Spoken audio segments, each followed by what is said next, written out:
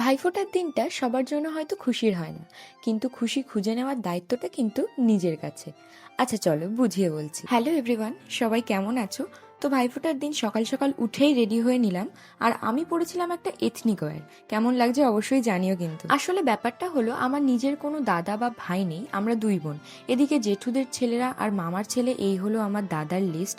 তাই ছোট থেকে কখনো বাড়ি কখনো মামা বাড়ি এইরকম এলোমেলো ভাবেই ভাইফোঁটা রাখি কাটিয়েছি আমি। তো সকালে উঠে গিফট থেকে শুরু করে সবকিছুই রেডি করতে করতে অধিকাংশ ফুটেজই আমি ঠিক করে নিতে পারিনি। যেহেতু আমি বাড়িতে সব থেকে ছোট, তাই সবার পরে আমার পালা আসবে। তো ফার্স্টেই আমার বড়দাকে আমি ফোঁটা দিয়ে দিলাম। দেন এটাও একটা দাদা, মানে আমার দিদির বাড়ির পাশেই বাড়ি, আমরা একসাথে অনেক মজা করি।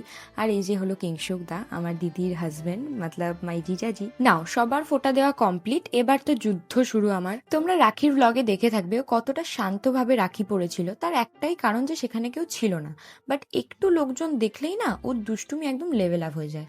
আর এই যে আরেকজন, ওর জন্য বসে থেকে থেকে লাস্টে হালকা কিছু খেয়েই নিয়েছিলাম, কারণ আমি একদম উপোস থাকতে পারি না। বাই দ্য ওয়ে, এরপর আমরা লাঞ্চ করে নিয়েছিলাম, আর আমার এতটাই খিদে পেয়ে গেছিল যে লাঞ্চের কোনো ফুটেজই আর নেওয়া হয়ে ওঠেনি। দেন সন্ধ্যাবেলা ঘুম থেকে উঠে তো কিছু ঝাল ঝাল খাওয়ার ক্রেভিং হচ্ছিল। বুঝতেই পারছো, বাঙালি মানে খাওয়ার কোনো শেষ নেই। সেদিন আমরা বানাচ্ছিলাম লোটে মাছের পকোড়া। সবসময় মাই বানিয়ে দেয়, বাট সেদিন মা বাড়িতে ছিল না বলে আমরা নিজেরাই ভাবলাম যে একটু চেষ্টা করে দেখাই যাক। প্রথমে তো রান্নাঘরে কিছুই খুঁজে পাচ্ছিলাম না, তারপর অনেক কষ্টে খুঁজে বার করেছিলাম ঠিকই, বাট একটু ভয় হচ্ছিল যে কেমন হবে, কারণ এটা আমাদের ফার্স্ট টাইম। আসলে ভয় লাগলেও আমরা এটা বানাতে বেশি এক্সাইটেড ছিলাম, খেতে যেমনই হোক না কেন। তো ফাইনালি আমাদের খাবার রেডি, আর বাবা মা আসার সময়ও খাবার এনেছিল, বাট ওগুলোর থেকে আমাদের খাবারটা খেতেই বেশি ভালো হয়েছিল।